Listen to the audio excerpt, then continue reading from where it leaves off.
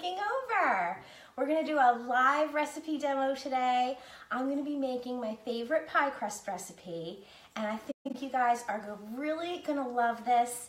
It's different than a normal pie crust. The ingredients are all the same, but there's a special technique that I've been using for the last few years now that makes the pie crust so unbelievably flaky. You can actually see like layers of pie crust, and it's tender and buttery and crisp and just like the most amazing pie crust you've ever had. So I hope you enjoy. We're gonna get started right away because this recipe there's a few steps. So I don't want to run out of time because I know I have a 1 hour limit on Instagram. So I'm just gonna jump right in and just say welcome to everybody because I see people are watching and commenting. So hi, thank you so much for your comments. Jen is here, she's sitting behind the scenes and she's gonna let me know if there's questions or anything like that.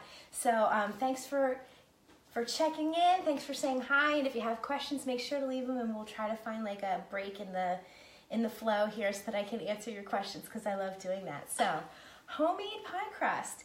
I'm gonna start by talking about the ingredients, and they're pretty basic and pretty simple. We have flour, coconut oil, salt, I forgot to get my butter out, so I'll do that, butter, and ice water, and that's it. That's all you need for pie crust. So the first thing we're gonna do is we're gonna take the flour and we're gonna add the salt into the flour, and I'm just gonna give it a quick whisk here.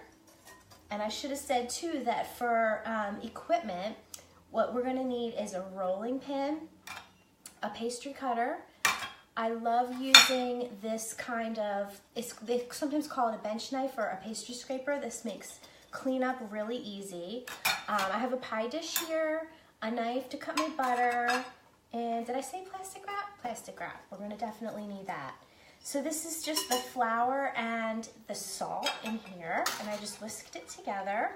And if you click over to bakingamoment.com and you search pie crust in the top window there, this recipe will come up. I think it's called Simply Perfect Homemade Pie Crust.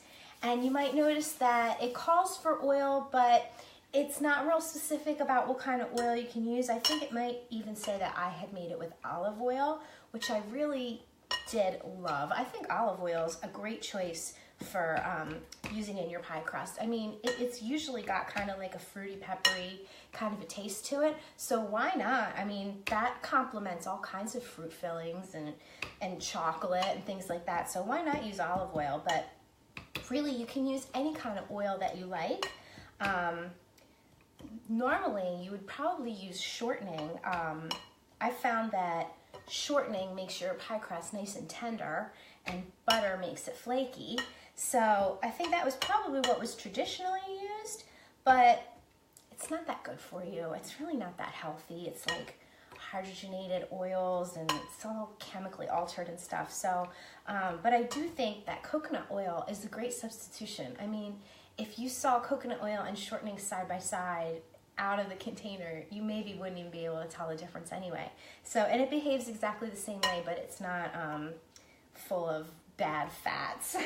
So coconut oil is a great choice, or olive oil, or you could use like a nut oil, like walnut oil would be really nice, or something like that, depending on the kind of filling you're using. Just any kind of oil is gonna make your pie crust nice and tender, which is just what you want.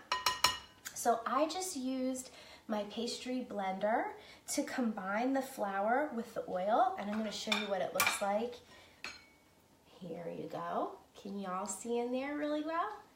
So there's some pieces of oil that are still remaining, coconut oil, but they're small. There's not like any big lumps, which is kind of the opposite of what we're gonna do with the butter. So let me grab the butter real quick and we'll talk about that. Most pie crust recipes that you see at this point, you're either making it in the food processor or you're cutting in with the pastry blender or with 2 knives. If you don't have a pastry blender, you can use 2 knives. And the shortening and the butter will pretty much be equally like incorporated into the dry ingredients. But with this method that I use, it's kind of unusual. It's not cutting. I mean, you could do it that way, but that would kind of defeat the whole purpose of this demo. Is I'm trying to show you how to get like unbelievably flaky pastry dough. So what I do is I just slice the butter. Make sure you're using cold butter, by the way. Slice the butter into slices about 1/8 of an inch thick and just toss them in there. Okay. And you want to avoid having them sticking together. We're going to try to make sure that every little slice is coated in flour. And the reason why you want it to be cold, you want your pastry dough to be cold when it goes into the oven. So if at any point while you're making pie crust, you feel like it's warming up or it's becoming too soft, just pop it right into the freezer. You want to keep it cold the whole time, and if you do a good job with that, then when it goes into your oven, the butter, when it hits that heat, it's going to create steam, and that is going to spread those flaky layers apart. So make sure that everything's nice and cold as you're going along. And since this is going to take a minute or two for me to slice this stick of butter up, oh, you know what? I put too much in. That's okay, it'll still taste good. I forgot I'm doing half a batch. So as you can see here, I've got my butter slices in there, and I'm just gonna toss them around and make sure every little slice gets coated with flour so they're not sticking together. And I was gonna quickly ask Jen if there were any questions yet or anything like that. Anybody I should say hi to or greet. Oh my gosh, there's so many people I can't even like keep up with them. They keep joining. Thanks for joining, everyone. We did have two. Well, we had one comment. Somebody said they really loved your sweater. Oh, thanks. And thank you. And someone else wanted to know where you got your super cute rolling pin. Oh, thank you. You know what? Okay, so my sweater's from Old Navy. No shame. I love shopping at Old Navy. I mean, I'm home most of the time anyway. I don't need to get too fancy, so it works for me. And the rolling pin was a gift from my sister-in-law. I'm pretty sure she got it at Anthropologie. It is really cute, isn't it? I love the pattern on it, but I also love it because it's like heavy, and I think it's made of like ceramic maybe, so it kind of stays nice and cool, which is exactly what you want when you're making pastry. So thanks for asking. All right, so I just went and grabbed some ice water from the fridge, and this is the final ingredient to make this dough. Let me just grab a spoon here. Okay, so when you're making pie crust, the amount of ice water that you need can really vary quite a lot. Sometimes you might only need, for this, you might only need like 1/3 of a cup of ice water. And other times you might find yourself needing a lot more. So you just have to kind of go slow, add a little bit at a time, and stir, stir, stir. And you'll know it's ready when it starts to gather itself into a ball. So I just drizzled in a little bit, and I'm gonna stir it in. And a lot of times too, it might seem at first like it's not enough, that like not everything's getting moistened enough, but you'll notice that if you just keep stirring, it kind of starts to absorb more than you expected that it would. So, so just kind of look at it carefully and be patient as you're going along. And I'm just gonna keep adding ice water until it gets to that stage. So is there anybody else I should talk to, Jen? Not a lot of questions yet, but lots of people from like all over the world. We've got Ireland, Holland, South Africa, all these people that just say how much they love your recipes. So thanks for the love, folks. Thank you so much. That means so much to me. I have to say, like, I'm not feeling my best today, to be honest. I think I might be coming down with a cold. And I was not sure if I was going to do this live today or not. So to hear something like that just really makes it all worthwhile. Thank you so much. Thank you so, so much. So, and I think it's so cool that I can connect with people from all over the world. I never in a million years imagined that that's what my future would be like, but it's amazing. So cool. So, are you guys ready for Easter? and Passover, I should say. We have a Passover. My husband's family celebrates Passover, so we have a dinner tomorrow night. Hopefully I won't be too sick to attend. And we just get together and hang out with his family. Usually we go to a restaurant, to be honest with you. And then my mom's going to be hosting Easter, so that should be fun. I think my niece and nephew are coming in from, they live up in New England, and I probably only get to see them like, I don't know, maybe 4 times a year. So whenever they come down, I'm always so happy to see them and spend time, and the cousins all get to play together. They all get along so great, so I'm looking forward to it. And I just thought, I don't know about you guys, but when I was growing up, pies were always on the table at Easter dinner. My aunt used to make this chocolate pie that was just unbelievable, and that was like the thing that everybody looked forward to for Easter. You know, like we knew Easter was coming up, and we were like, oh, we're gonna have Aunt Barbara's chocolate pie for dessert. Can't wait. So I was thinking about that and thinking that maybe this would be a good time to share with you my favorite pie crust recipe. Plus, you know, just coming into spring and summer, you know, there's going to be lots of fruit around. We're probably going to want to make pies, so why not go through it, you know? So this is how it looks right now, and I think the proper culinary term for the way this looks, I believe they call it a shaggy, I want to say they call it a shaggy mess. I might have that wrong, but it's shaggy something. I think it's shaggy mess. But anyway, that's what it looks like. So it's like, it wasn't like completely in a ball, just because I was stirring it with my spatula, but you can look at it and see that if you just kind of squeeze it together, it will form a ball. And that's what I'm doing now. I'm just, are you guys able to see? Yeah, okay.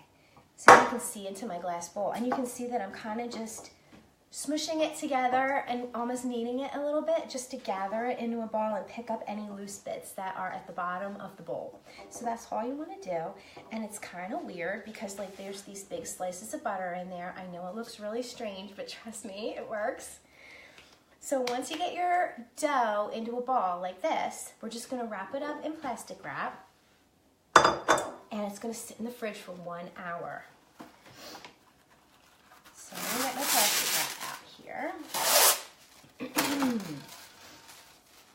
And you don't have to wrap it real tight or anything because it's only in there for an hour. Just form it, you have your ball, so just kind of press it flat a little bit so it's more of a disc. This will just help you out for the next step, and it'll also help it to chill a little bit faster if it's not like so thick. So I'm just going to loosely wrap this up. We're going to pop it in the fridge, and after an hour, I'm going to show you what it looks like. 1 second. I came prepared today. I have pre-made dough discs, so I can show you after an hour. This is what it looks like. I'll unwrap it so you can see. And basically what happens is like the flour, the dry ingredients just kind of become more hydrated. So if it seems a little dry at first, after an hour it will seem a lot less dry. And it's also nice and cold, which is exactly what you want. So let me put this aside. Now, this is where things really get interesting. I'm going to grab a little extra flour, and I'm just going to sprinkle my work surface, and I'm going to dust the dough too so it doesn't stick to the counter. Get it nice and coated so it's not sticky at all. And this, I'm going to explain what this is. Okay, so do you know, if you guys know anything about pastry, like you know about puff pastry and croissants and Danish pastry and things like that, you know how they have like all those layers?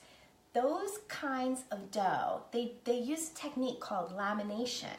And basically what they do is they take like a big sheet of butter and they fold it into the dough, and then they roll it out and they fold it, and they roll it out and they fold it, and they roll it out and they fold it over and over and over again. And that's what forms all those gorgeous layers. So this is kind of like a shortcut laminated dough here. It doesn't take a whole lot of time, but it is an extra step. But I feel like it makes the most incredible difference in your pie crust. Like you have layers almost like you would see in a croissant, but without all the work. I have a recipe on my website for Danish pastry, which is very similar to croissant dough. I think the difference is one has eggs and the other doesn't. Other than that, they're pretty much the same. And you have to, like I said, you start out by forming a square of butter, and then there's an exact number of folds that you're supposed to do, and the whole thing, and it's all very intimidating.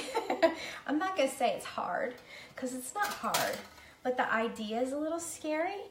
So this is kind of a modified, simplified version of that. Instead of having to form a butter square and have it be like the exact right dimensions, just throw your slices of butter in there, and we're just gonna fold it a few times, and you pretty much get the same effect without all the math.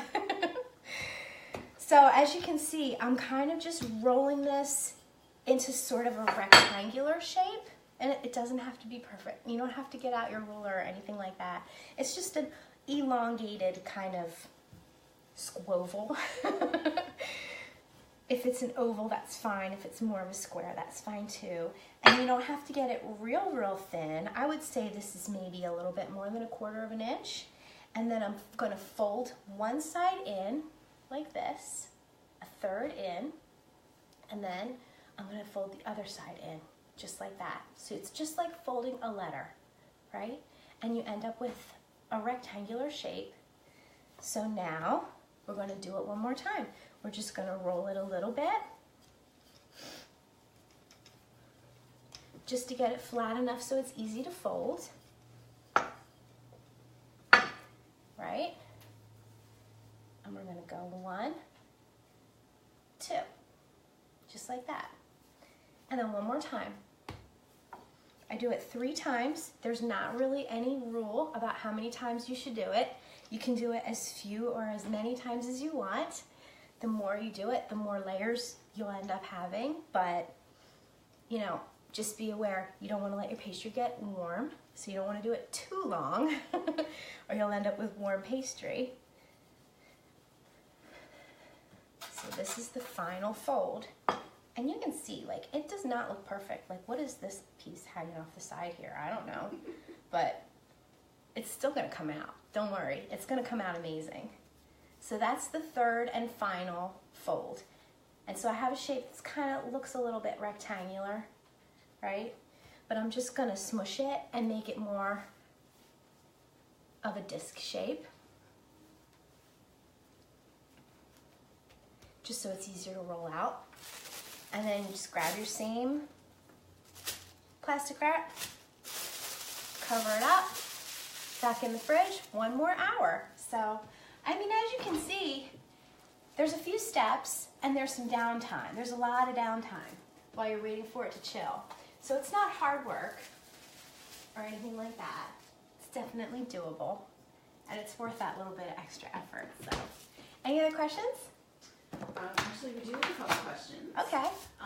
We had a request for your top 3 tips for the best flaky but not too flaky pastry. Okay. Is there such a thing as too flaky? I think so, but I don't know. I guess you don't want it like falling all over your shirt when you take a bite, right? I would say top 3 tips.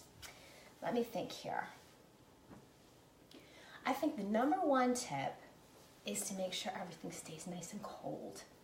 You know, when you're baking a cake or something like that, you want all your ingredients to be room temperature, but when you're making pastry, it's real important that it stays cold. So like I said, if you're working and you notice it's starting to get a little bit soft, it doesn't feel like this feels very cold to the touch. If it doesn't feel cold anymore, just stop what you're doing, throw it in the fridge or the freezer even. Give it a good like 10, 15, 20 minutes in there to cool back down again before you continue.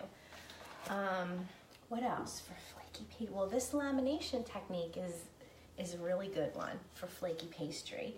Whatever kind of pastry you're making, if you do those folds and everything stays nice and cold, then I think you're probably going to end up with nice flaky pastry. And what else can I say? Oh, okay, I know. So you want to be careful not to overwork things too much because that can make it tough. Anytime you're working with wheat flour and you overwork it, it develops the glutens and you can end up with something kind of tough. So you just want to just do the bare minimum as far as like stirring it together or just working it too much. Even just with your rolling pin, it can become stretchy and that's really not what you want. So hopefully I did a good job answering your questions. If anybody else has any really great tips for making flaky pastry, just pop them in a comment because I'm sure everyone would really love to hear. And we had a non-pie crust related Okay. question. Somebody wanted to know where you buy your piping tips. Okay. And what is the largest and what the number is? Okay, so I usually just get them at the craft store. Like I'll pick them up at Michael's or AC Moore, or our Walmart here has a pretty decent craft selection, so I can usually find some cake decorating stuff there. But I always try when I'm typing up a recipe to include links in there for where where you can buy them mail order. So I know that they're all pretty much easy to get on Amazon.com as well. And there's probably 3 that I use more than any other. And that's the Open Star tip, which I believe is 1M, I think, or maybe 1A. And then there's the French Star tip, which is one of those, either 1M or 1A. And then there's just the jumbo round tip. And those are my favorites. I use them more than any others, especially for like cupcakes and things like that. They're great. So thanks for the great question. As you can see, I'm just working on this disc of pie dough, and I'm just rolling it out. It's getting a little sticky, so I'm gonna add some flour, but I can feel that it's still nice and cold, so it's good. We're working quickly, which is what you should do. And I'm gonna roll this, where's my pie dish? I'm gonna roll this just until it's about an inch or so bigger than the pie dish here. And this is just a standard sized pie dish. So it's gonna be pretty thin, but you'll be surprised when it bakes. You'll be surprised to see all those flaky layers in there, even for a thin pie crust. Now the recipe that's on bakingthemoment.com is, it yields 2 discs of dough, so it's enough to do a double crust pie. I just made a single here. But when you look at the photos from that post, you'll see I got like right in close and was able to capture the look of all those layers in there. So take a look over, click over and see just what I mean. I mean, it really does look almost like a croissant or something. You can see every little layer. It's amazing. Love this technique. So, we had some additional tips if you have a oh yeah, let's definitely hear that. Some additional tips about the flaky pastry were to avoid excess water and make sure that you're adding your water little by little as you had done. There you go. That's a great tip. Thank you. And then somebody else just came back with the talking about the piping tips. Mm-hmm. Someone said Walmart used to have a set that you could get that had an open star, a closed star, and a round for just around $3. See, there you go. I mean, So, they're really affordable. They don't cost much at all. Like, even if you don't get them in a set, I think they're usually no more than $1.99 a piece. So thanks for that. That's a really good tip. So here, I just took my pie dish and I put it right on top just to kind of judge if I had rolled this big enough or not, and I've rolled it plenty big enough. So we're good to go. So you just want to take,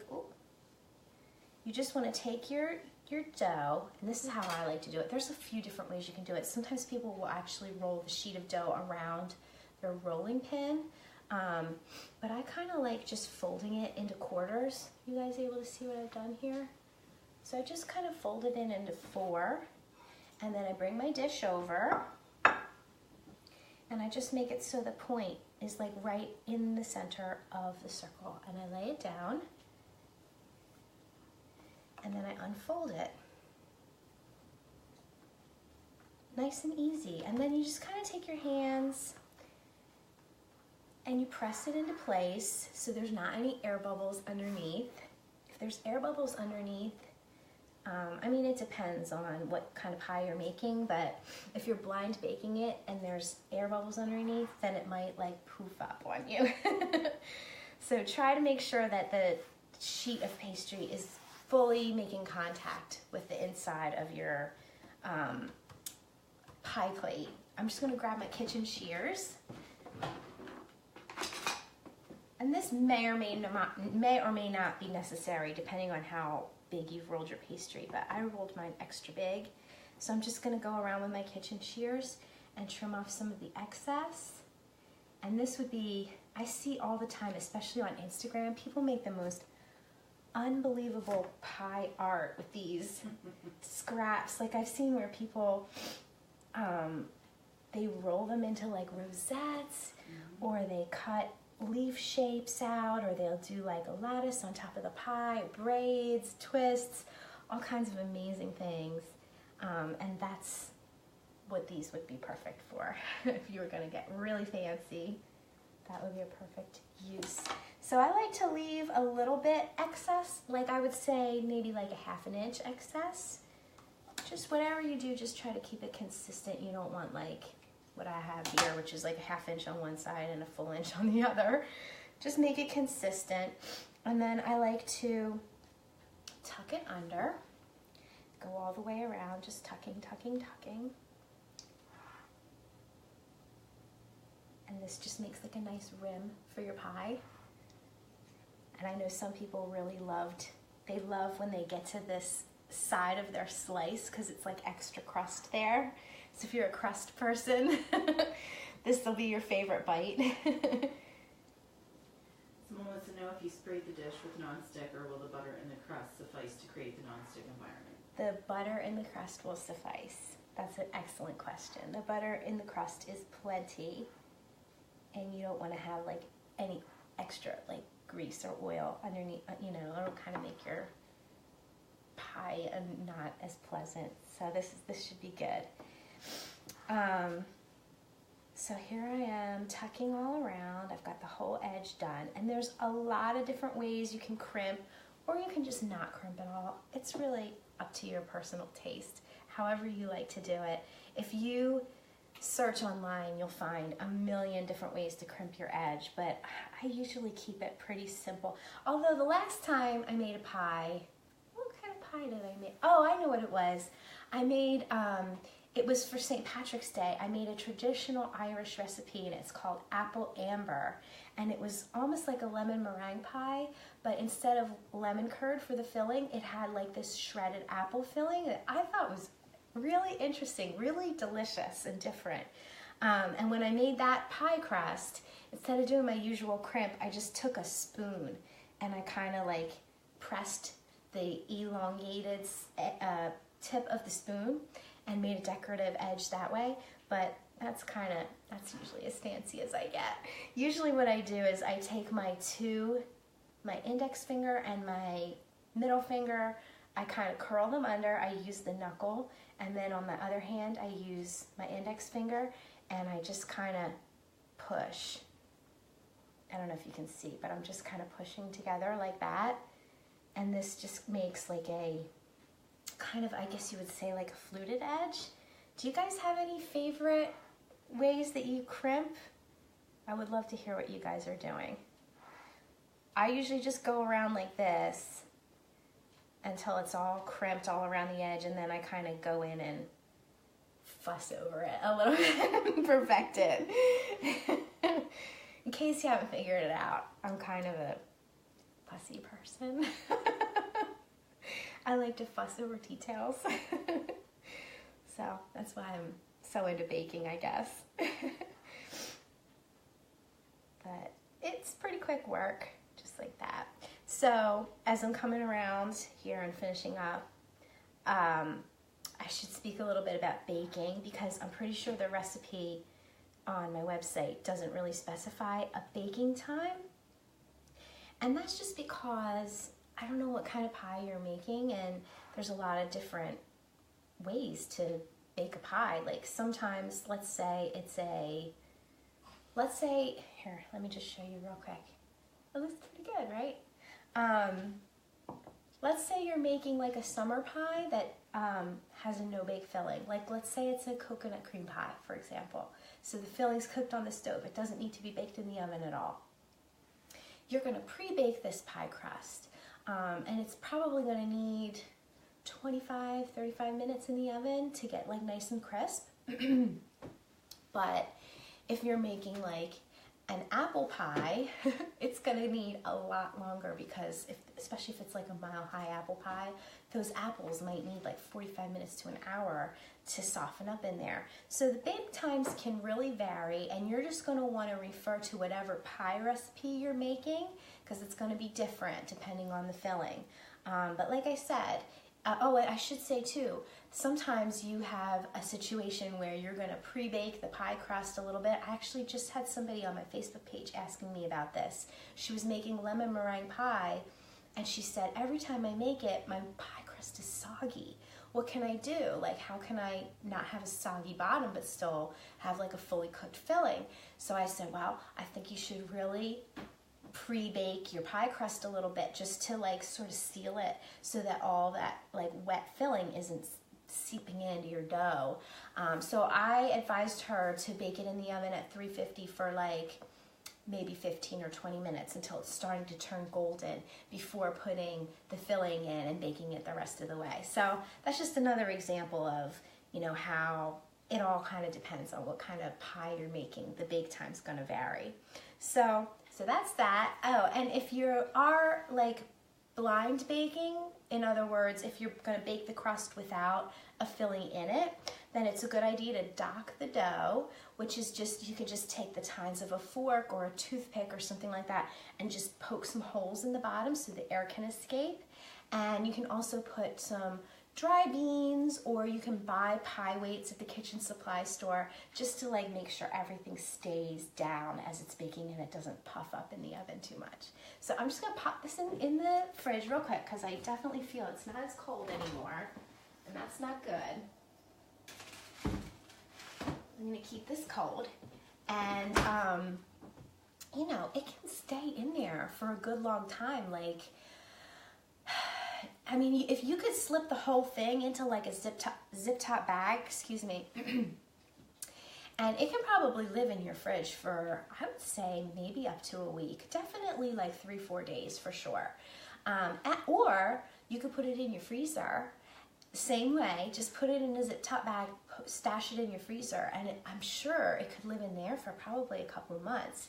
So it's a great way to like take a little shortcut when you have a free afternoon. Just make up some homemade pie crust and stash it away, so anytime the pie baking urge strikes, all the hard work is done. All you have to do is fill it and bake it.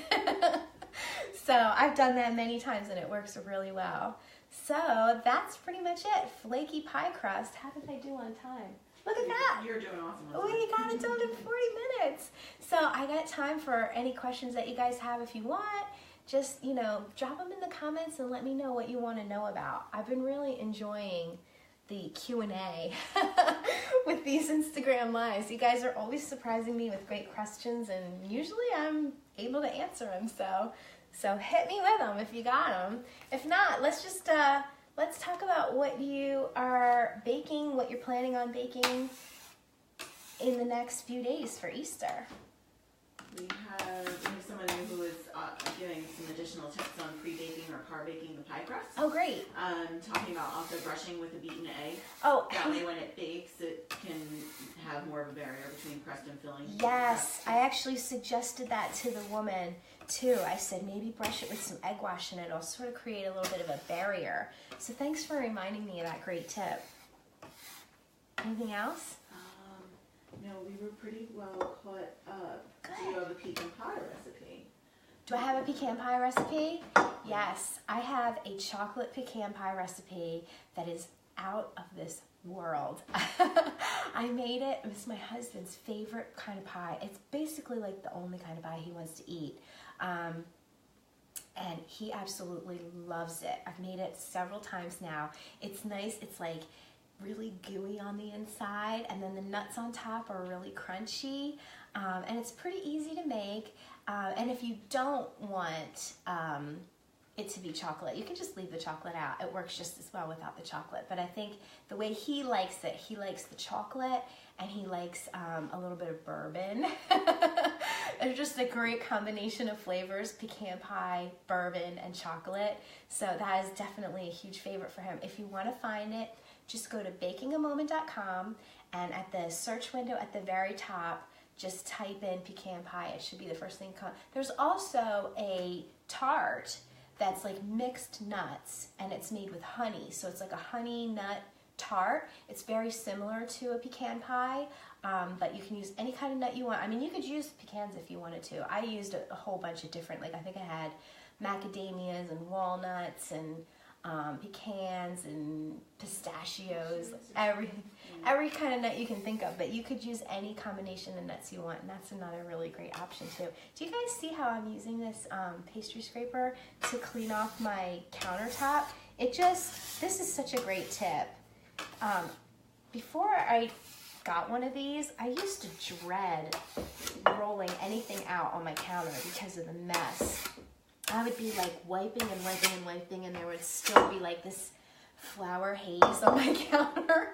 After like 5 cleanings, it would still have a haze on it. But this thing, you can just scrape all the excess flour right into your bowl, and it's pretty clean. Like, I'll take a sponge to this after we're done, but I don't think I'm gonna have that haze at all, because this thing it gets every little particle. It's great.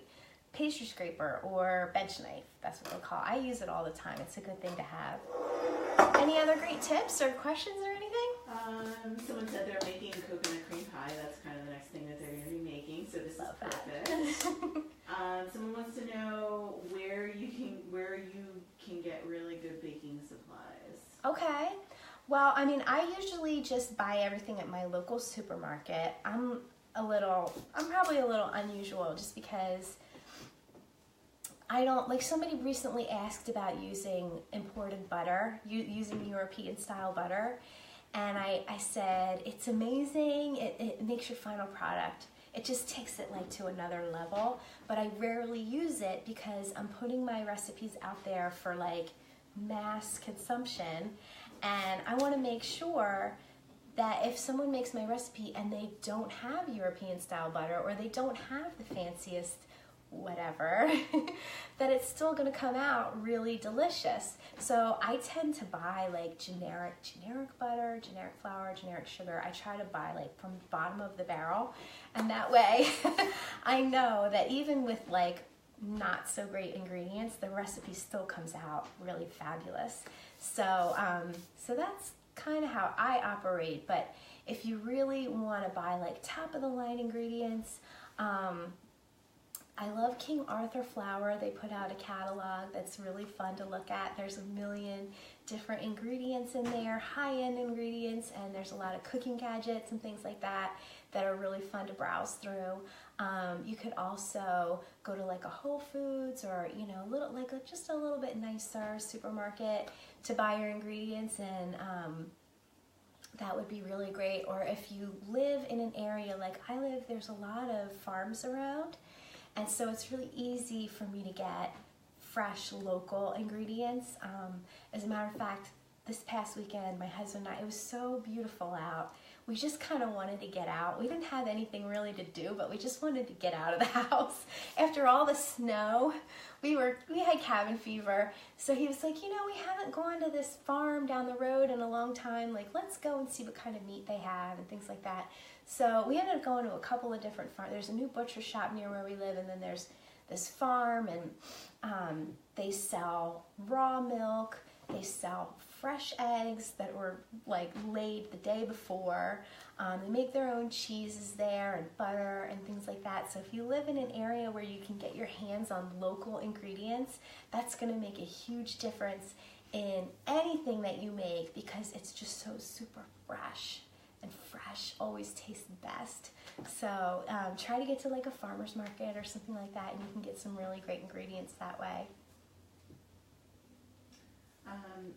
someone wants to know where we can see pictures of your baked crust. Okay, well, if you go to I should like give a little disclaimer. I wrote this recipe like at the very beginning of my blogging career, and I was just learning how to use the camera and stuff, so the pictures are not the best. I really need to go back and reshoot this recipe so you guys can, so it looks a little prettier, but you'll get to see, like, you'll see the flaky layers and everything. It's a pretty good shot I got of the flaky layers. Just go to bakingamoment.com and search at the top search window, just search for homemade pie crust and it'll come right up. And there's also step-by-step photos in case you can't remember how the folding was done or how many times you should fold it.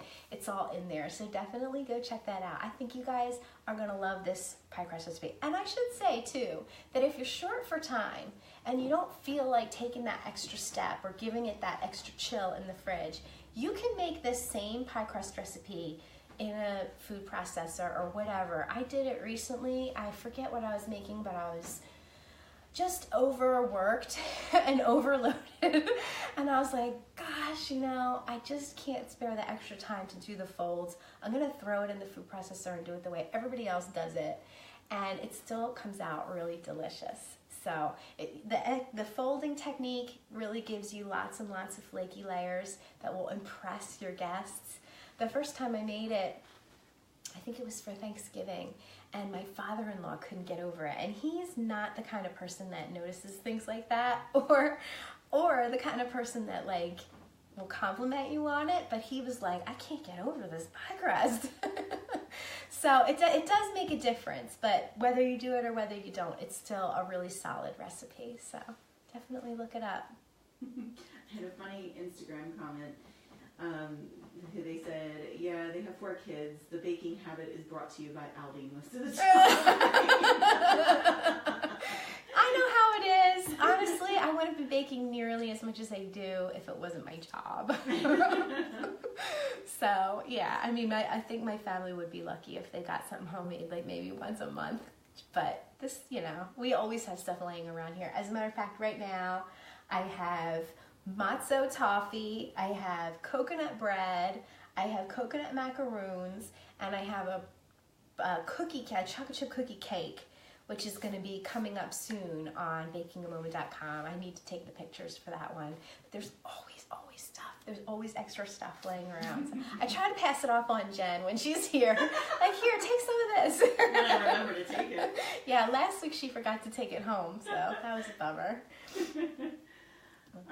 We do have a couple others. Someone wants to know what your next Insta Live story is going to be on. Well, that's a good question. Do you have any special requests? Because I don't even know if I've nailed it down yet. You didn't? I didn't nail it's it down. It's not in our schedule okay, yet, she's anyway. looking at my schedule for me. Yeah, I don't even think I picked anything out yet. So if you have any special requests, just shoot me. Either you can if you're on Facebook, you can comment on this video post, or if you're on Instagram, you can shoot me a direct message after this is over and let me know what you want to see. And hopefully I have a recipe on my website that I can share and demo for you. Yeah, I don't know. You know what I was thinking? I was thinking about biscuits because I love making biscuits, and it's a little out of the ordinary for me because most everything I do is usually sweet. So, just like a savory biscuit. I have a great recipe on my site, just called Southern Style Buttermilk Biscuits. Excuse me. You can hear that cold taking hold. I love that recipe. The biscuits come out so tall and fluffy, and they're a huge favorite, again, for my husband. He loves them. For breakfast in the morning, he'll just butter it and put some jam on there, or he'll make little egg sandwiches out of them. They're so good. It's making me hungry just thinking about it. So I was thinking about maybe doing biscuits. That's pretty similar to pie crust, actually, so maybe it's not such a great choice. You guys, let me know what you want to see. Wait, we had a request for macaroons. Oh, now are you talking about coconut macaroons or French macaron? Let me know which kind, because I think people get them mixed up all the time. I have a tutorial for French macaron, and that's another one that I've been meaning to go back and reshoot and kind of update. because there's a lot of great info there, but the photos they don't quite grab you as well as they should. I mean, when you see macarons, they should be like colorful and they should really be eye-catching, and I feel like my photos didn't really do them justice, so. French, okay, yeah. They're very tricky. That would be a really good one. That would be a really good thing to demonstrate, because they can be, I've heard from comments from people say like, I just can't get them right. I just can't do it. So maybe I should. Maybe I'll demo it and give you all my best macarons tips. I haven't made them in a long time. For a while there, I was on a roll. I was making them constantly, because that's the kind of thing where it's so challenging that when you get it right, you're like, yes, you know, and you want to do it again because it gives you like a little thrill. So I was doing that. I was riding that high, making macarons all the time. Thanks for the great suggestion. That would be a lot of fun. I'll see if I can get it together for next week. Anything else? Let's come in. All right, well, let me see. Oh, we've been on for almost an hour, so I should probably sign off before Instagram cuts me off. Thank you guys so much for clicking over. I hope you get a chance to make this pie crust, and if you do, let me know if you love it as much as I do. Let me know how your flaky layers come out, okay? After this is all done, Jen and I will be going back and reviewing all your comments and stuff, so we'll try to answer any other questions as best we can. I'm gonna try to save this one on my Instagram highlights. I was reading up on how to do that last night, so if I can get it right, it should be up on Instagram for a good long time and more than just 24 hours. And on Facebook, it will definitely live on my Facebook page, facebook.com/bakingthemoment for all eternity. So feel free to come back and check in and rewatch it anytime. And thank you again. And everybody, have a blessed Easter. Have a blessed Passover. I hope you enjoy your families and eat lots of yummy food. Bye.